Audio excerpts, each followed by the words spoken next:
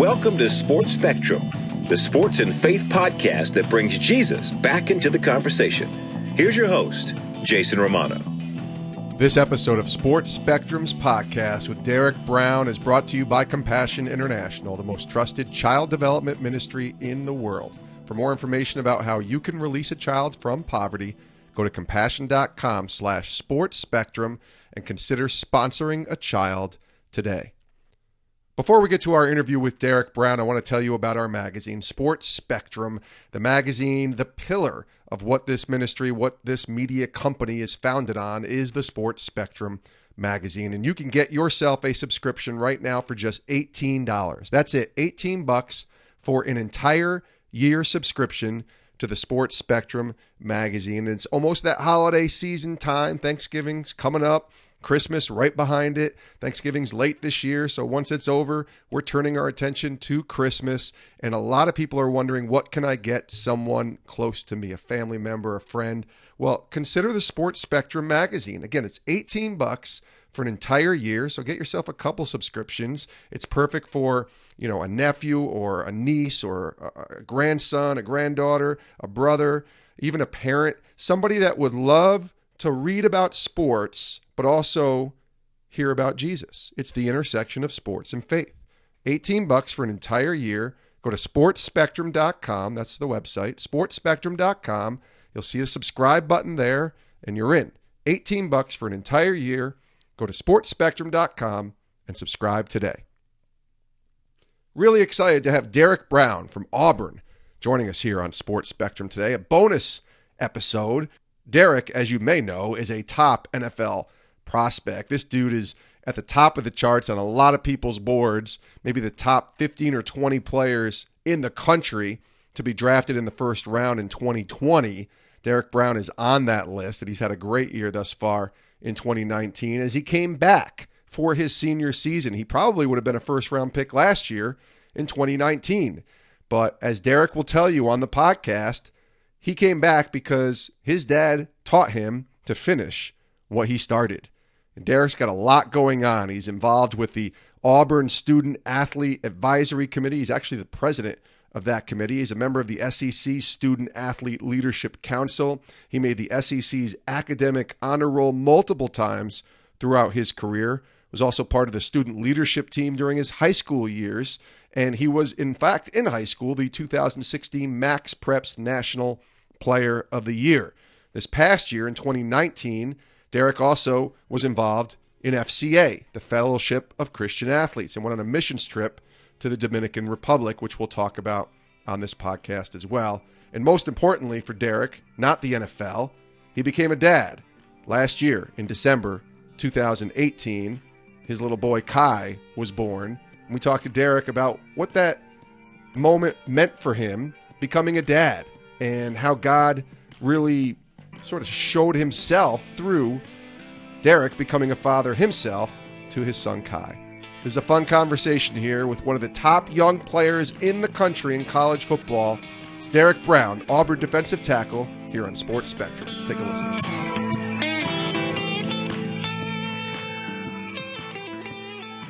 Derrick, welcome to Sports Spectrum. Thank you. How you doing? I'm doing well, my friend. It's great to have you here on the show. Let's start with this season. You decided to come back for your senior year. You're having a very good year, and 7-2, as I mentioned, through the first 9, getting ready for a big game against Georgia. How would you say your season's gone so far? How would you view this 2019 season for yourself? Well, I think, it's been a season, a lot of, up and down so far. We as a team been trying to, we made some mistakes and gave up some games and, just kind of, have the overall aspect of we need to finish out the year strong. And we're going to try to do that throughout these last 3 games because, the only time when the year really becomes important is when November comes around. That's right. And are you one of those guys? I assume you are if you're a competitor, obviously. But are you one of those guys that take those losses hard? And you have 7 wins under your belt, but you only have 2 losses. But those 2 losses are always the ones that kind of stick out. How do you handle sort of taking defeats and being able to learn from them? You look at a game like LSU, and I felt we fought hard down in Baton Rouge, and it was tough, to be able to it was tough to get on the plane and, know you just lost that game and, look at the quarter game and see how, once again, like, guys giving full effort, and it's hard to get on that plane knowing you just lost the game like that. And, I just think we as a team, man, I think all of our culture losing is not okay. We got guys that are super competitive, so it's hard to just sit here and say that I'm the only one that feels like that too. Oh, I would hope so. Yeah, absolutely. But you still got 3 big games, including Georgia on the schedule, Alabama on the schedule, and they're both home games, so lots to still play for in 2019. And I remember looking at, as I was doing my research and certainly following your journey, and not just Auburn's journey, and you were quoted as saying one of the reasons that you came back to Auburn for your senior year was because your dad always said and told you, finish what you started. So tell me about your dad, James, and the influence he's had on your life, and especially finishing what you started is obviously a great motto, but it means that your dad's had a pretty big influence on your life. Tell me about your dad. Yes. So I was fortunate to have both parents at home growing up, and my dad was one of the biggest role models to me, and I look up to my dad even to this day. And my dad always told me finish what you start, because who knows if you'll ever take advantage of being able to do it again. And that just weighs on me so heavy because my dad was he was in the Army. My dad was a cop. So everybody always thought my dad was hard on me, but at the same time, my dad wasn't hard on me, but my dad also wasn't soft on me either. And he always told us, you got my trust until you break it. And my dad just didn't accept anybody in our house being mediocre, nor did my mom. And that was just something that, growing up with my values being like that, it's something that I'm stuck with, and it's carried me this far. So I don't plan on letting it change. We've heard your teammates as well talk about you as a wealth of information, which I thought was very funny. What are some of, those more offbeat things maybe that people might be surprised that Derrick Brown knows, or random useless information, or just things that you're a wealth of knowledge on? Because it sounds like your teammates, if they're looking for an answer on something, they're turning to you.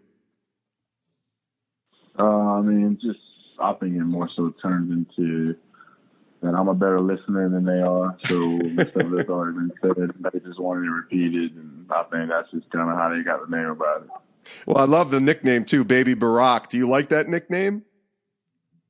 Oh yeah, definitely. President Obama was somebody that, I had, that's somebody I always had as a figure, like, somebody I thought highly of. No problem. Derrick Brown is our guest here on Sports Spectrum. I want to ask you about your faith. That's what Sports Spectrum's about, the intersection of sports and faith.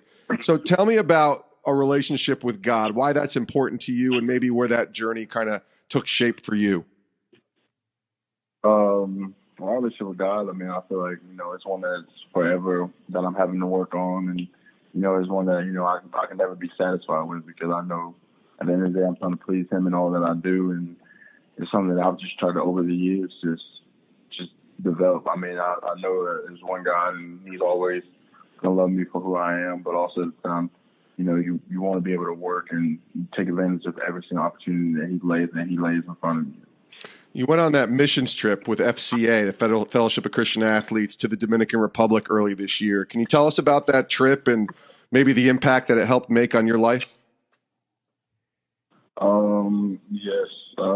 So went on the FCA mission trip with our team pastor, Brother Chet, and he runs the FCA program here, and me and my teammates and Miss Christie and Coach Miles on, and we went down to the Dominican. We were able to be down there for a little while, be able to go through the communities, and it really just shows you, like, being on that mission trip is like, this is my second time going, but this is my first time as a parent going. And I think the thing that got to me so much was when I was walking through a village, kind of with like huts and stuff, and we're walking through, and the heat scorching. We're up on top of this mountain, and the heat scorching heat, and I'm just like, man, like, oh my goodness, like I'm like, man, it's so hot out here.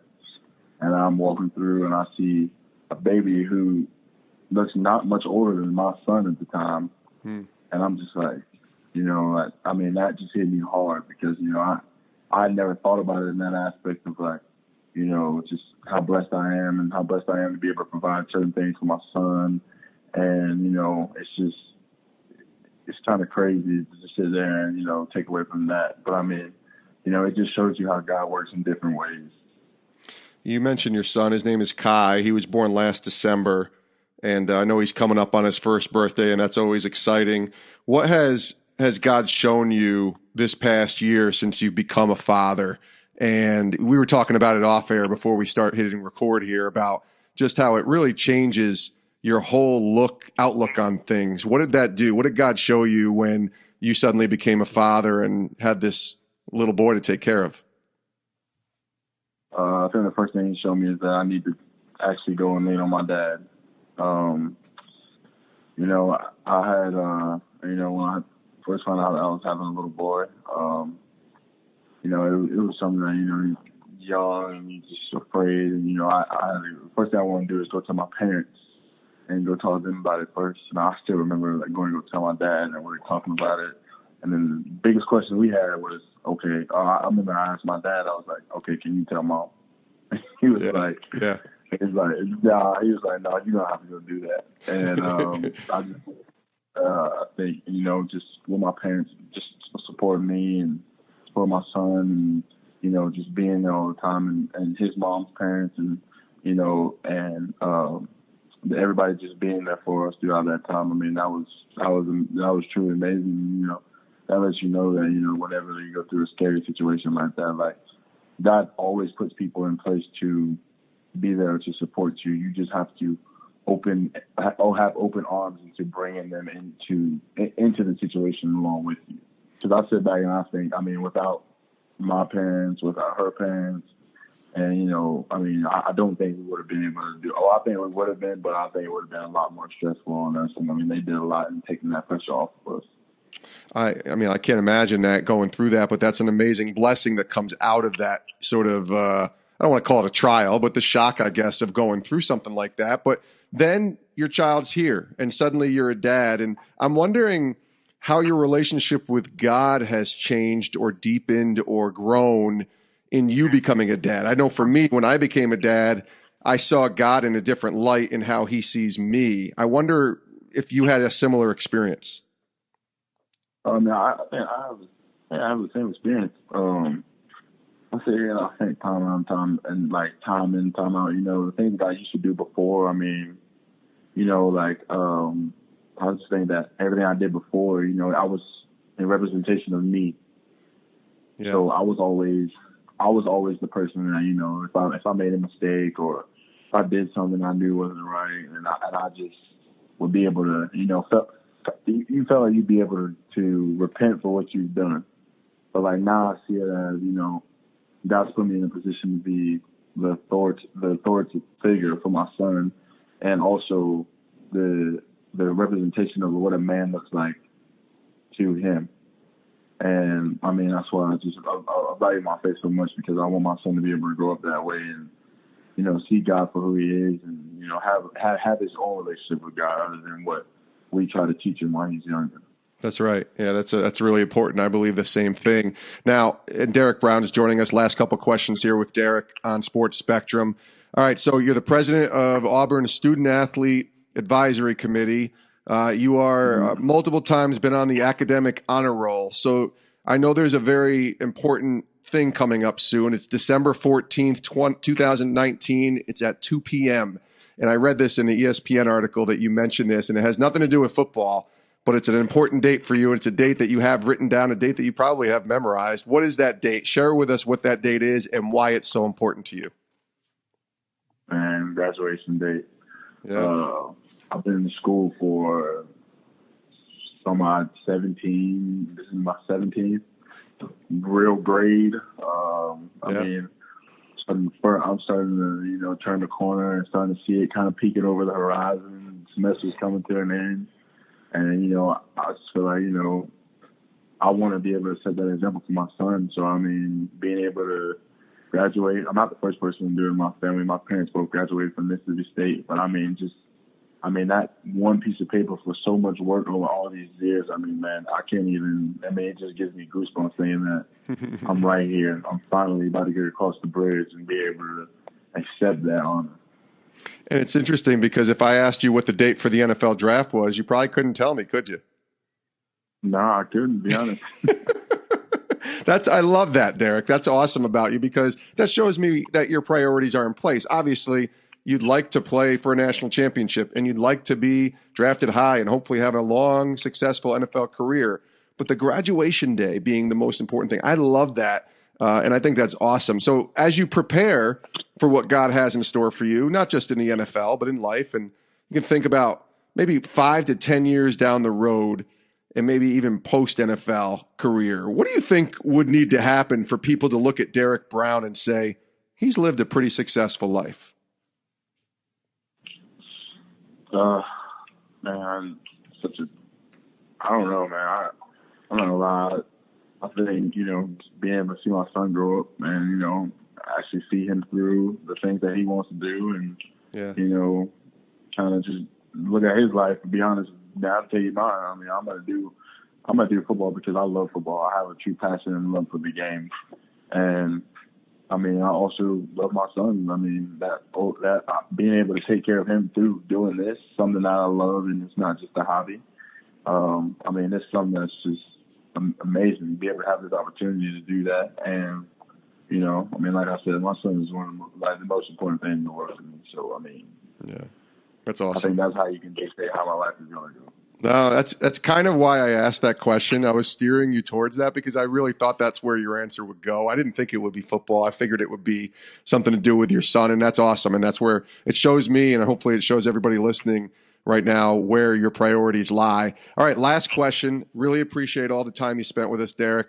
I asked this question to all of our guests here on Sports Spectrum. Let me ask you this question. What is God teaching you right now? So you're in an interesting place. You got a big game Saturday. So immediately you're focused on Georgia, but you also got a lot going on. Graduation, becoming a dad to a 1-year-old, future in the NFL, whatever that looks like. What are you learning from God right now where he has you? Patience. Lots and lots of patience. It's starting to, it's a lot of stuff going on right now. If I'm sitting around and actually getting thinking about it, and it's kind of like that, it's starting to get overwhelming. But at the same time, just pray on it, and it's just God always has a way of fixing everything. Whether that be calling and talking to somebody, just get some things off my chest, or just going to sleep at night and just saying prayer, and then it just teaches me patience because it's something I've lacked for a long time. And, it's something that really just started, I felt like he was teaching me when my son came about last year, and I had to wait for him to come out. And, it's something that's continued. I made a decision back in January to come back to school, and I prayed about it, and I felt like that was the right decision. So now I'm starting to just kind of just see, now I'm just waiting on it, just being patient and letting God do his work. That's it. And I think that's a good advice for all of us that are listening, for being patient, because if we aren't patient and we get anxious, that's when things get out of whack. Derrick Brown, man who loves the Lord and man who certainly loves football and loves his son. It has been a pleasure, my friend, to have you on Sports Spectrum. Best wishes not only this Saturday against Georgia, but for a healthy rest of the year and going down in the future. Thanks for being here, my friend. Thank you. I appreciate it. That's Derrick Brown, Auburn defensive tackle. And as we tape this interview, it was Tuesday, November 12th. We're airing it Thursday, November 14th. And Auburn has a big game Saturday, November 16th at home against the Georgia Bulldogs. That can really put Auburn in the conversation for a New Year's Day game or even higher if they can get this win against Georgia and potentially win out. They also play home against Alabama in a couple weeks. Alabama's obviously a really good team as well. But if they could win out and be 12-2, getting ready for bowl season, and honestly the SEC championship as well, there's some opportunity there for Auburn to make some noise in January. I don't know if they'll be a playoff team. That probably, you could tell by Derrick's voice in talking about that LSU loss, that was the one that I think Auburn realizes, man, if they just had that game, maybe they'd have a shot. But listen, football is football, right? And there's still great opportunities for Auburn and for Derrick Brown this 2019 football season. But Derrick's got a great head on his shoulders and certainly a great future as he gets ready for the NFL. You can give him a follow on Twitter at Derrick Brown AU5, at Derrick Brown AU5. And War Eagle. And thanks to Derrick Brown for being here on Sports Spectrum. Many thanks to Compassion International as well for sponsoring this podcast. For more information about how you can potentially release a child from poverty by sponsoring them through Compassion, go to compassion.com/sportsspectrum. That's the website. It's $38 a month, tax deductible, food, education, medical care, vocational training, all done in Jesus' name. Compassion International does it right.